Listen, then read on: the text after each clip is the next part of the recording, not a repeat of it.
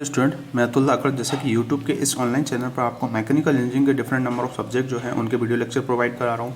आज के इस वीडियो लेक्चर में हम बात करेंगे थ्योरी ऑफ मशीन सब्जेक्ट के एक और मोस्ट इंपॉर्टेंट टॉपिक के बारे में, जो कि यूनिट 3 से है। जैसे कि यूनिट 3 के अंदर हम गियर्स की स्टडी कर रहे हैं और इस पर ऑलरेडी मैंने आपको 4 से 5 वीडियो लेक्चर जो है वो अपलोड कर रखे हैं, तो उन वीडियो लेक्चर को आप देखिए। आज का जो टॉपिक है, इसको पढ़ने के लिए आपको गियर की टर्मिनोलॉजी जो है उसको जानना बहुत ज़्यादा ज़रूरी है।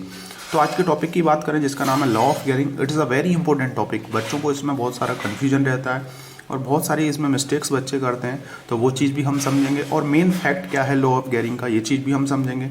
तो अगर आप जैसे कि गेट IAS एंड PSC की तैयारी कर रहे हो तो उसके पॉइंट ऑफ व्यू से भी इसमें ऑब्जेक्टिव क्वेश्चन आते हैं और साथ ही साथ आपकी यूनिवर्सिटी एग्जाम्स में ये क्वेश्चन जो है एक आता ही है। तो अभी तक अगर आपने मेरा यूट्यूब लेक्चर जो है उसको सब्सक्राइब नहीं किया है तो उसको सब्सक्राइब कीजिए, कमेंट करना ना भूलें और दोस्तों के साथ शेयर करें। जो बच्चे ऐसे हैं जो कोचिंग नहीं कर पा रहे हैं गेट IAS वगैरह की, उनके पास पैसा नहीं है, तो मेरी आपसे रिक्वेस्ट है उन बच्चों को ये यूट्यूब लेक्चर शेयर करें ताकि वो घर पर रहकर ही इसकी प्रिपरेशन कर पाएंगे, ठीक है। और स्पेशली मैकेनिकल इंजीनियरिंग के स्टूडेंट के लिए मेरी तरफ से ये एक तोहफा टाइप का है। तो बात करें जैसे कि लॉ ऑफ गियरिंग होता क्या है, तो जैसा कि हम जानते हैं कि जब दो गियर कांटेक्ट में आते हैं तो वो पावर ट्रांसमिट करते हैं या मोशन ट्रांसमिट करते हैं एक शाफ्ट से दूसरे शाफ्ट के ऊपर, ठीक है। और जैसे कि एक गियर जो होता है वो आपका एज अ पिनियन होता है, दूसरा होता है व्हील। तो जैसे कि पिनियन अगर आपका ड्राइवर है तो जो आपका व्हील होगा वो ड्रिवन हो जाएगा, ठीक है। और इसके रिस्पेक्ट में हम अगर मोशन ट्रांसमिट करते हैं तो हम टॉर्क को बढ़ाते हैं। मैंने फर्स्ट यूनिट में आपको बताया, मतलब फर्स्ट लेक्चर में।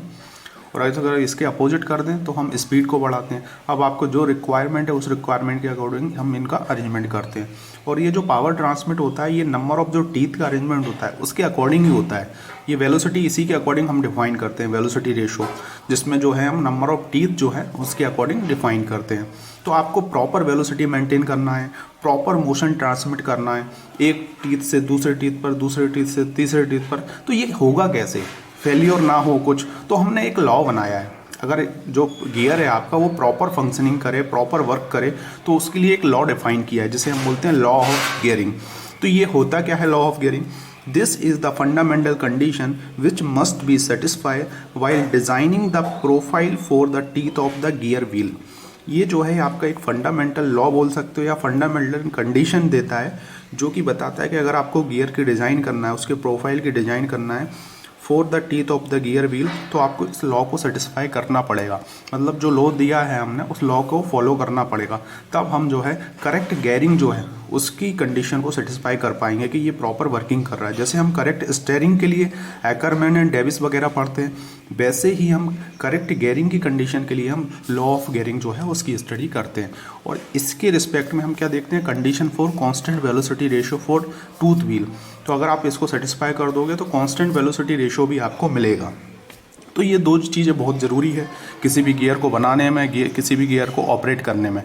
तो मैं इसको आप एक डायग्राम की मदद से समझाता हूँ और फिर इसके स्टेटमेंट को हम समझेंगे। तो जैसा कि यहाँ पर एक डायग्राम आप देख रहे होगे, ये डायग्राम जो है ये पहला एक गियर है, दूसरा गियर है, इसमें टीथ लगे हुए हैं, नंबर ऑफ टीथ जितने भी हैं, मैं लेकिन यहाँ पर 2 टीथ के अपन बात करेंगे। तो जैसा कि ये एक गियर पिनियन है, एक इसके अपोजिट व्हील वाला गियर है, ठीक है। अब ये छोटा होता है, ये बड़ा होता है, ठीक है। और दोनों सेम साइज़ के भी हो सकते हैं, ऐसा नहीं है। तो होगा क्या, समझना है आपको बात। मैंने इससे पहले वाले वीडियो लेक्चर में जब गियर टर्मिनोलॉजी आपको बताया था तो 3 मेन सर्कल इसमें बताए थे। एक होता है आपका अडेंडम सर्कल, जो कि सबसे ऊपर होता है, ये फेस जो होता है टूथ के, ये फेस वाला। नीचे होता है ये आपका डेडेंडम, और बीचों बीच होता है ये इमेजिनरी सर्कल होता है जिसे हम बोलते हैं पिच सर्कल। इस सर्कल का मेन रोल है क्योंकि यहाँ पर जो है टीथ कांटेक्ट में आते हैं। टीथ जब भी कांटेक्ट करेगा एक बिगनिंग पॉइंट होगा, एक एंड पॉइंट होगा। इसको मैं आगे समझाऊंगा कैसे हम इसको डिफाइन करेंगे। लेकिन ये जो बीच वाला सर्कल होता है इसे हम इमेजिनरी सर्कल बोलते हैं, जिसे हम पिच सर्कल बोलते हैं। इसका मेन रोल है क्योंकि इसके डायमीटर के अकॉर्डिंग ही हम टीथ को कितना ऊपर रखना है, अडेंडम रखना है, कितना डेडेंडम रखना है, इसको हम डिफाइन करते हैं, ठीक है। तो जब भी 2 गियर कॉन्टेक्ट होंगे तो पहले गियर का ये जो सर्कल है पिच सर्कल और दूसरे गियर का पिच सर्कल दोनों कॉन्टेक्ट में आते हैं इमेजिनरी वे में, है ना। तो वहाँ पे एक पॉइंट आता है जिसे हम बोलते हैं पिच पॉइंट। तो यहाँ पे आप देख रहे होगे ये गियर है, मैं समझा देता हूँ। ये आपका ये जो है ये डेडेंडम सर्कल है, ये इसका डेडेंडम सर्कल है। यहाँ से अगर इस टीथ से मैं खींचूंगा तो ये अडेंडम हो जाएगा, जिसे हम बेस सर्कल भी बोल रहे हैं, ये आपका डेडेंडम जो है। और ये जो रेड कलर से मैंने बनाया इसको हम बेस सर्कल बोल रहे हैं। तो ये इमेजिनरी सर्कल होता है। अब देख रहे होगे इस गियर का ये सर्कल और इस गियर का पिच सर्कल ये दोनों पिच सर्कल है, यहाँ पे कांटेक्ट कर रहे हैं, जो कि है आपका पिच पॉइंट, ठीक है। तो हमेशा कांटेक्ट करेंगे, कंडीशन लॉ ऑफ गियरिंग का यही बताता है कि हमेशा यहाँ पे कांटेक्ट करेंगे। दूसरी चीज़ क्या बताता है, जैसे कि आप देख रहे होगे ये जो गियर है इसका एक टीथ ही है और इसका टीथ ही है, इसमें दो टीथ मैंने ऊपर बना रखे हैं, तो इसका ये टीथ और इसका नीचे वाले का ये वाला टीथ जब आपस में कांटेक्ट करेंगे, ठीक है, तो आपको चीज़ को समझना है। आप ये अंदर वाला सर्कल देख रहे होगे, बेस सर्कल जैसे हम बोलते हैं, डेडेंडम सर्कल, इसकी सरफेस से एक टेंजेंट जा रहा है और इसकी सरफेस से होते हुए एक टेंजेंट जो है वो खींचते हैं हम। अब ये जो टेंजेंट है आपका समझना, ये पिच पॉइंट और जहाँ पे कांटेक्ट हो रहा है ये बिल्कुल इससे होते हुए निकलता है, मतलब ये नॉर्मल होगा इसके लिए, ये जो पॉइंट होगा इसके लिए नॉर्मल होगा। तो हमेशा अगर आपको लॉ ऑफ गियरिंग जो है वो आपको क्या बताता है, इस चीज़ को आपको समझना है।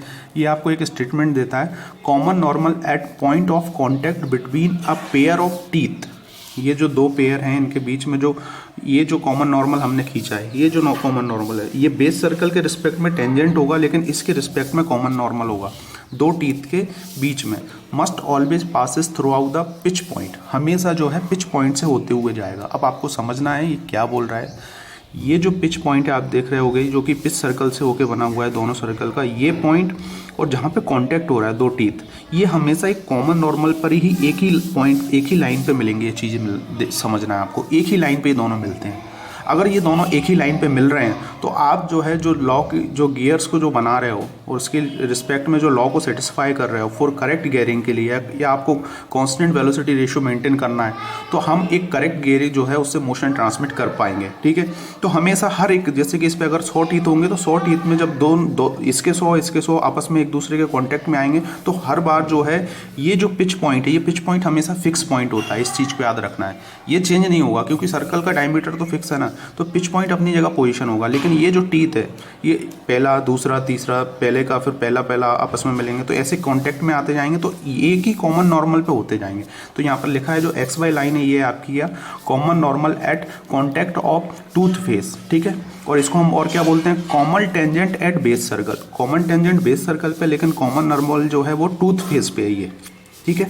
कॉमन नॉर्मल टूथ फेस पे, क्योंकि टेंजेंट ये होगा टूथ फेस पे, तो इस पे टेंजेंट के हम अपोजिट नॉर्मल खींचते हैं, ठीक है। तो आपको ये समझ में आ गया होगा कि इसको सेटिस्फाई करोगे, मतलब ये पिच पॉइंट, ये जो दो टूथ मिल रहे हैं इन पे जो पॉइंट जो कांटेक्ट हो रहा है उनसे होते हुए हमेशा नॉर्मल पे होते हुए जाते हैं, जो कि बेस सर्कल पे टेंजेंट खींचते हैं। अगर एक ही लाइन पे होंगे तो ये आप जो भी गियर बना रहे हो उसमें प्रॉपर करेक्ट गियरिंग की कंडीशन होगी, मतलब वो प्रॉपर वे में मोशन ट्रांसमिट करेंगे, उनमें कोई फेल्योर नहीं होगा, ठीक है। तो यहाँ पे नीचे मैंने ये लिख भी रखा है, इसको लिख लेना आप लाइन को। This is the fundamental condition which must be satisfy while designing the profile for the teeth of the gear wheel, ठीक है। और यहाँ पर मैंने इसकी स्टेटमेंट भी लिख रखा है, तो होप आपको ये समझ में आ गया होगा। अब इसको, इस डायग्राम को मैं छोड़ के अब एक अलग डायग्राम बनाता हूँ, जिससे कि इसमें हम लॉ ऑफ गियरिंग के लिए कंडीशन जो होती है उसको सेटिस्फाई करेंगे, ठीक है। तो यहाँ पर आप देख रहे होगे ये मैंने दो बेस सर्कल बनाए हैं, ठीक है। मैंने बताया बेस सर्कल इमेजिनरी सर्कल होते हैं, इसका सेंटर ये जो है O2 और इसका सेंटर O1 है, मतलब दो गियर्स हैं हमारे जिसमें O1 और O2 दो सेंटर हैं। ये ओमेगा जो है एंगुलर वेलोसिटी होती है, ओमेगा 1 से रोटेट कर रहा है ये क्लॉकवाइज, और ये इसके अपोजिट एंटी क्लॉकवाइज रोटेट कर रहा है, ठीक है। हम पावर ट्रांसमिट कर रहे हैं। तो जैसा कि हम जानते हैं कि ये जो सर्कल है इसका डायमीटर होगा तो ये सर्कुलर वे में होगा, लेकिन जो टीथ होता है वो सर्कुलर नहीं होता, इस टाइप से होता है ना। टीथ जो होगा वो इस टाइप से होगा, सर्कुलर कभी नहीं होगा, मतलब गोलाकार नहीं होगा। तो अब क्या करना, जैसे कि यहाँ पर हमने देखा कि ये बेस सर्कल है आपके, पिच सर्कल है, सॉरी पिच सर्कल मिलेंगे दो आपस में तो पिच पॉइंट बनाएंगे, ठीक है। अब ये जो पिच पॉइंट है, ठीक है, हल्का सा टिल्ट बनाया है क्योंकि जो गियर है आपका जो है घूमेगा, तो ये जो इस टाइप से जो मैंने अरेंजमेंट कर रखा है हल्का सा इसको मैं दिखाने की कोशिश कर रहा हूँ टिल्ट वे में। तो ये जो है आपका पिच पॉइंट हो गया। अब क्या होगा, यहाँ पर नीचे कहीं मैं आपको बनाऊंगा क्या, ये है दो गियर्स जो मिल रहे हैं, जो दो गियर्स के जो टीथ मिल रहे हैं उसको, और ये हमेशा दोनों एक दूसरे से होते हुए एक नॉर्मल ड्रॉ करेंगे, ठीक है। तो मैंने ये नॉर्मल जो है इसका ड्रॉ कर दिया है, ठीक है, इस टाइप से ये नॉर्मल ड्रॉ किया है। अब मैं क्या करूँगा, जैसे कि ये जो बेस सर्कल है इसी में अब मैं क्या करूँगा, यहाँ पर आपके टीथ को कॉन्टेक्ट करवाऊँगा। तो ये टीथ जो है ये जनरली रेगुलर नहीं होते हैं, ठीक है, ये इस टाइप से, ठीक है। और दूसरा जो होगा वो अपना इस टाइप से रहेगा, ठीक है। तो यहाँ पर ये क्यू पॉइंट पर, ये जो क्यू पॉइंट है इस पर कांटेक्ट करेंगे दोनों, पहला इसके टीथ की मैं बात कर रहा हूँ, इसके टीथ तो इरेगुलर सरफेस होती है ना, लेकिन ये जो है आपका पिच सर्कल वो रेगुलर सरफेस होगा, मतलब वो पूरा कर्व शेप में होगा, तो इसलिए ये टीथ यहाँ पे कांटेक्ट कर रहे हैं। तो ये जो टीथ है आप देख रहे होगे, ये नॉर्मल क्यों बोल रहे हैं, क्योंकि यहाँ पर जो है ये टेंजेंट होगा, ये टीथ से होते हुए जाएगा, इसको हम टी बोल रहे हैं, टेंजेंट, और ये नॉर्मल होता है आपका एन। ठीक है, होप आपको समझ में आ गया। ये इसका सेंटर, ये आपका इसका सेंटर। ठीक है, होप आपको इतना समझ में आ गया होगा। अब क्या करेंगे, इसमें समझना है आपको जैसे कि ये जो O1 सेंटर है ना, ये जो O1 सेंटर है जो कि आपका गियर एक 1 है, और ये आपका गियर 1, ये गियर 2, दो गियर ही तो पावर ट्रांसमिट करेंगे, और इसका टीथ, ये पहला टीथ कांटेक्ट में, ऐसे नंबर ऑफ टीथ कांटेक्ट में रहेंगे। तो करना क्या है आपको, ये जो O देख रहे हो इस पर एक आपको बिल्कुल परपेंडिकुलर 90 डिग्री पे एक लाइन खींचना है, ये इस टाइप से बिल्कुल परपेंडिकुलर, मतलब ये जो लाइन है नॉर्मल और इसका जो सेंटर से लाइन है, ये एक दूसरे के रिस्पेक्ट में 90 डिग्री एंगल बनाएंगे, इसको हम M बोल रहे हैं। ठीक है, और सेम टू सेम इस पे O2 से होते हुए नीचे लाइन खींचोगे आप, इसको हम बोलेंगे 90 डिग्री, बिल्कुल जस्ट परपेंडिकुलर लाइन है ये दोनों। O1 से परपेंडिकुलर लाइन डाली किस पर, ये आपके नॉर्मल पर, और O2 से परपेंडिकुलर लाइन डाली आपके इस पर। ठीक है, दोनों पे परपेंडिकुलर लाइन डाल दी। होप इतना आपको समझ में आ गया होगा। ये आपका Q पॉइंट है, ठीक है, जो कि कौन सा है आपका, ये टीथ वाला, जो आपके दो फेस टच कर रहे हैं, मतलब टीथ के दो कॉन्टैक्ट है, और ये पिच पॉइंट है, दोनों एक से ही होते हुए जा रहे हैं। तो इसके लिए ये कंडीशन सेटिस्फाई करना पड़ती है। लॉ ऑफ जो हम गेयरिंग की बात कर रहे हैं, दोनों एक ही से होते हुए जाना चाहिए। हर बार टीथ जब भी कॉन्टैक्ट में होगा तो वो प्रॉपर मोशन ट्रांसमिट करेगा। ठीक है, उसमें फेलियर नहीं होगा। आप देखेंगे इसमें, जैसे कि इतना आपको समझ में आ गया होगा। इसके बाद ये जो देख रहे होगे आप, यहाँ पे देखना, मैं थोड़े दूसरे पेन से डिफाइन करता हूँ। अगर मुझे इसकी वेलोसिटी निकालना है, जैसे इसकी वेलोसिटी या इसको वेलोसिटी निकालना है दोनों की, तो हमेशा जैसे कि पॉइंट के रिस्पेक्ट में जो घूमेगा पॉइंट, ये जो Q पॉइंट है, इसके रिस्पेक्ट में ही हम वेलोसिटी निकालते हैं। तो वेलोसिटी निकालने के लिए जैसे मैंने बताया था आपको, लेंथ होना चाहिए, जैसे कि सेंटर से, जहाँ से सेंटर है वहाँ से हम एक इमेजिनरी ये जो लाइन ड्रॉ ज्वाइन करेंगे, कौन से सेंटर से, यहाँ पे ये टीथ कॉन्टैक्ट में आ रहे हैं, और एक Q2, क्योंकि दो गियर हैं, दोनों गियर का ऊपर नीचे कनेक्शन करेंगे ये। ठीक है, अब ये जो लेंथ है, इस लेंथ के रिस्पेक्ट में इसका वेलोसिटी हम बनाते हैं। वेलोसिटी हमेशा कैसी होती है, मैंने बताया था, जैसे ये सर्कल है तो इस पे ये सेंटर से ये, तो वेलोसिटी जस्ट परपेंडिकुलर होती है इसके, ये वेलोसिटी होती है V1, है ना। तो अब हमें देखना है, जैसे कि ये O1Q जो है, इसकी वेलोसिटी की अगर मैं बात करूँ, ये जो लाइन है जो कि इमेजिनरी, तो हमेशा जस्ट परपेंडिकुलर होगी। परपेंडिकुलर कैसे होगी, 90 डिग्री। तो इस पे एक 90 डिग्री हमें लाइन खींचना है। ये जो लाइन होगी, इसको हम वेलोसिटी V1 गियर की बोलेंगे। V1 वेलोसिटी से ये घूमेगा। सेम टू सेम ये जो लाइन है आपकी दूसरे गियर की, इसकी वेलोसिटी की अगर मैं बात करूं, तो आपका ये जो है ये हो जाएगा V2। ठीक है, ये हो जाएगा आपका V2। होप आपको समझ में आ गया होगा। ये वेलोसिटी डायग्राम जो ड्रॉ करते हैं। इसके बाद ये दोनों लाइनें जो हैं V1 और V2, इन दोनों को मैं एक ही लाइन पे ले लूँगा। समझना इसको कैसे, बिल्कुल जस्ट ऐसे परपेंडिकुलर करके, ये जो लाइन है कॉमन नॉर्मल के जस्ट परपेंडिकुलर में ऐसे ड्रॉ कर दूंगा। इसको आगे बढ़ा दिया। ठीक है, तो ये आपका V2, ये V1, और ये क्या होगा आपका V, ये टोटल होगा। ठीक है, टोटल रिजल्टेंट, ये दोनों की वेलोसिटी, ये इसके रिस्पेक्ट में वेलोसिटी इस टाइप से घूम रहा है, ये इसके रिस्पेक्ट में ऐसी वेलोसिटी, ये V2, ये V1। ठीक है, इस वेलोसिटी से रोटेट होगा। ठीक है, होप इतना आपको समझ में आ गया। तो ये जो V1 है, इसके रिस्पेक्ट में एंगल होता है अल्फ़ा, और V2 के रिस्पेक्ट में एंगल होता है, ये आपका होता है बीटा। जैसे कि यहाँ पे इसके रिस्पेक्ट में होगा ये अल्फ़ा, और इसके रिस्पेक्ट में होगा ये बीटा। बीटा जो होगा ये इसके रिस्पेक्ट में एंगल होगा, अल्फ़ा जो होगा इसके रिस्पेक्ट में एंगल होगा, गियर 1 और गियर 2। तो होप आपको ये डायग्राम समझ में आ गया होगा। सिंपल सा डायग्राम है, कुछ भी नहीं है। टी क्या है यहाँ पे, ये है आपका टेंजेंट। ठीक है, एन क्या है, ये है नॉर्मल। ओमेगा क्या है, एंगुलर वेलोसिटी, ये इसकी 1 गियर की, ये 2 गियर की, ये सेंटर है O1 और O2। ठीक है, तो होप अब इतना समझ में आ गया होगा। ऐसे इस डायग्राम को ड्रॉ करना है। जैसे ही आप डायग्राम ड्रॉ कर लोगे, इसके बाद जो है हम इसका जो छोटा सा डेरिवेशन है वो ड्रॉ करते हैं। होप इतना आपको समझ में आ गया होगा। और इसी में ये जो दो गियर मिलते हैं ना, तो यहाँ पर एक ये जो सीधा सीधा जो होता है, इसे हम बोलते हैं कॉमन टेंजेंट पिच पॉइंट।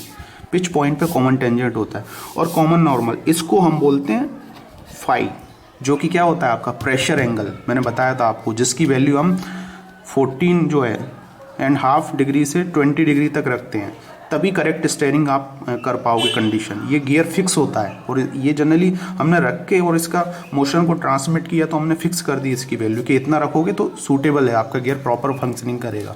तो होप आपको ये चीज़ें समझ में आ गई होंगी। अभी भी इस चीज़ में कोई नहीं समझ में आ रहा है तो मुझे कमेंट ज़रूर करें आप। अब इसमें करेक्ट स्टेयरिंग की कंडीशन को हम डिफाइन करेंगे इसके रिस्पेक्ट में, ठीक है। तो मैंने यहाँ पे साइड में इसको रख लिया है। अब जो है हम इसमें देखते हैं, पहले सबसे पहले हम कुछ चीज़ें इसमें लिखते हैं थोड़ा सा, जैसे कि V1 एंड V2 क्या है यहाँ पे। V1 एंड V2 जो है velocity of point V1 and V2 be the velocity of point Q on wheel 1 and 2। तो ये क्या है आपका, ये वेलोसिटी की मैं बात कर रहा था। ये Q पॉइंट, इस पे V1 और Q पॉइंट पे ये V2, O1 और O2 के रिस्पेक्ट में, व्हील O1 और O2 के रिस्पेक्ट में, ठीक है। If the teeth are to remain in contact the component of the velocity V1 and V2 along the line transmission that is along the normal must be equal to। देखो इसको लिख लेते हैं, हमको सिंपल सा है ये। If the teeth are to remain in contact the component of the velocity V1 and V2, ठीक है। ये रिमेन कांस्टेंट जो रहेगी आपकी velocity along the line transmission, that is क्या होगा, along the normal must be equal to. देखो V1 V2 जो है वो अलॉन्ग टू किसके हो रहा है, जो आपका नॉर्मल आप ड्रॉ कर रहे हो तो उसके अलॉन्ग ही हम जो इसको डिफाइन कर रहे हैं। तो किसके इक्वल होगा, ये इक्वल होगा, समझना है इसको, इस डायग्राम से समझते हैं। ये V1 दिख रहा है, V1 के रिस्पेक्ट में ये एंगल है अल्फा, तो V1 cos alpha is equal to हो जाएगा V2 cos अल्फा। दोनों वेलोसिटी को एक दूसरे के इक्वल कर देंगे हम। ये जो पूरा है इक्वल होगा आपके V1 cos alpha is equal to V2 cos beta, ठीक है। दोनों इक्वल होगा तभी तो हम प्रॉपर गियरिंग की कंडीशन को सेटिस्फाई कर पाएंगे। अब ये जो V1 होता है, V क्या होता है आपका, ओमेगा R होता है, सेकंड यूनिट में हमने पढ़ रखा है। ओमेगा एंगुलर वेलोसिटी, R जो है वो रेडियस होती है। तो V1 के रिस्पेक्ट में अगर हम निकाले, जैसे कि ये जो V1 है, ठीक है, तो इसकी ओमेगा भी ये 1 दे रखा है, ठीक है। और उसके बाद डिस्टेंस क्या दे रखी है, डिस्टेंस आपको O1 और ये Q, ये वाली डिस्टेंस, और इसमें हो जाएगा ओमेगा 2 O2 और Q। तो ये आपका क्या होगा, V1 जो हो जाएगा वो हो जाएगा ओमेगा 1 इंटू O1Q, ठीक है। बाकी बचा हुआ cos alpha is equal to क्या हो जाएगा, omega 2 into O2Q cos beta. अब ये cos अल्फा cos बीटा को हम कैसे लिख सकते हैं, इसको समझना है आपको। cos अल्फा और cos बीटा को देखो, यहाँ पर भी ये अल्फ़ा है, यहाँ पर भी बीटा है, तो इसको हम कैसे लिख सकते हैं। देखो ये जो है O1M अपॉन O1M हो जाएगा और उसके बाद हो जाएगा आपका O1Q, तो ये आ जाएगा, ठीक है। ये एंगल जो है आपका आ जाएगा इसके रिस्पेक्ट में, ये सामने वाला, इस लाइन के सामने वाला एंगल अल्फ़ा वो आ जाएगा, जो कि है आपका cos, ये cos अल्फ़ा। कैसे आएगा ये, O1M अपॉन ये हो जाएगा O1Q। तो इसको हम ऐसे लिखेंगे, कैसे, ओमेगा इंटू, सिंपल सा ट्रिग्नोमेट्री का कॉन्सेप्ट है, ऐसे ही इसको लिख लेंगे O2N अपोजिट वाले के लिए Q, ठीक है। ये हो गया, इतना हो गया। अब क्या करेंगे, जो चीज़ें कट रही हैं उनको कट कर दो आप, बचा कितना,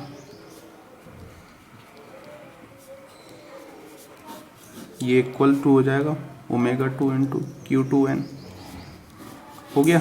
इसके बाद ये एंगुलर वेलोसिटी हो गई आपकी, रेशो हो गया एंगुलर वेलोसिटी का।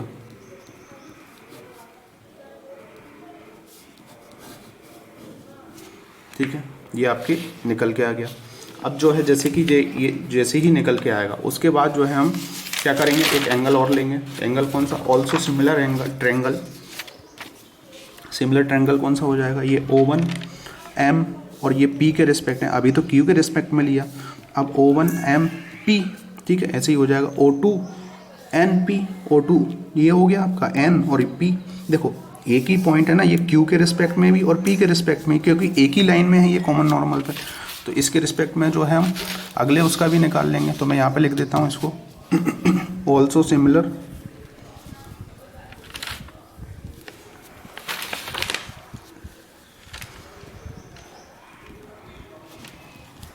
O1 MP and O2 NP, तो सेम टू सेम रेशियो इसमें निकल जाएगा, Q2 upon N upon O1 M is equal to O2P upon,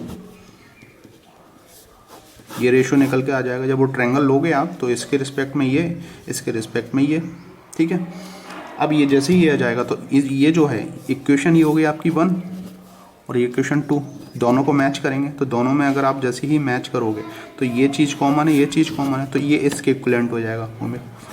तो ओमेगा 2 इज इक्वल टू क्या हो जाएगा, Q2P अपॉन Q वो O1P, मतलब O2P और O1P, ठीक है। तो ये क्या बोल रहा है आपको इस चीज़ को समझना है। होप आपको सब चीज़ें समझ में आ गई होंगी, सिंपल सा कॉन्सेप्ट है, बस आपको थोड़ा सा ध्यान रखना है।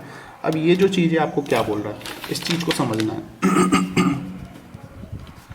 मैं लिख देता हूँ इसको, द एंगुलर वेलोसिटी रेशो, ये जो है आपका एंगुलर वेलोसिटी रेशो है। Angular velocity ratio is inversely proportional to the ratio of the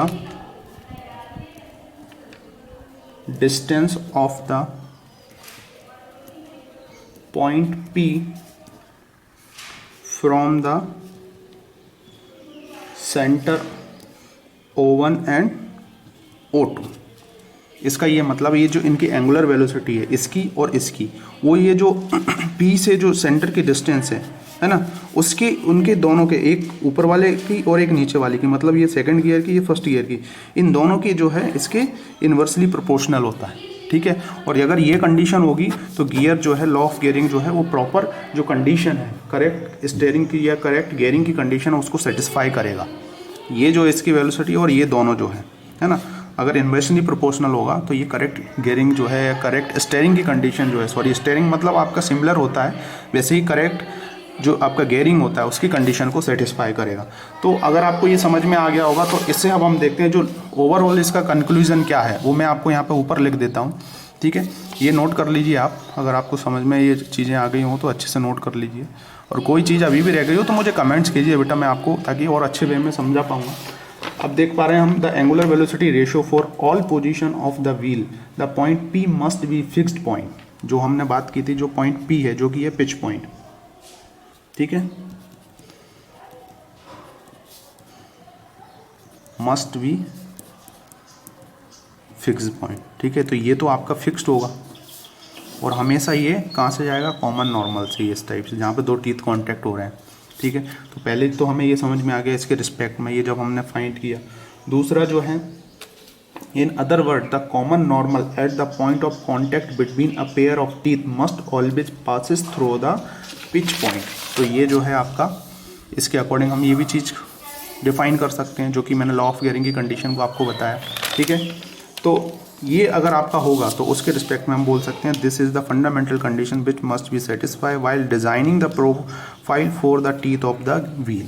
तो आपको जो है ये जो एंगुलर वेलोसिटी जो है, मैंने जैसे बताया कि अगर आपको कांस्टेंट एंगुलर वेलोसिटी मेंटेन करके रखना है, उसके बाद condition for the correct gearing आपको डिफाइन करना है दो टीथ के रिस्पेक्ट में और उनके मोशन के रिस्पेक्ट में, तो हमको इसको फॉलो करना पड़ेगा, जो कि हमें क्या वो बताता है, एंगुलर वेलोसिटी जो आपका है is inversely proportional to the ratio of distance of the point P from the centre of Q1 and Q2। ये जो है P और ये Q1 एंड Q2 जो सेंटर है इसके रिस्पेक्ट में इसकी एंगुलर वेलोसिटी जो है वो प्रॉपर मेंटेन कर पाएंगे, जिससे कि हम करेक्ट स्टीयरिंग की कंडीशन को डिफाइन कर पाएंगे।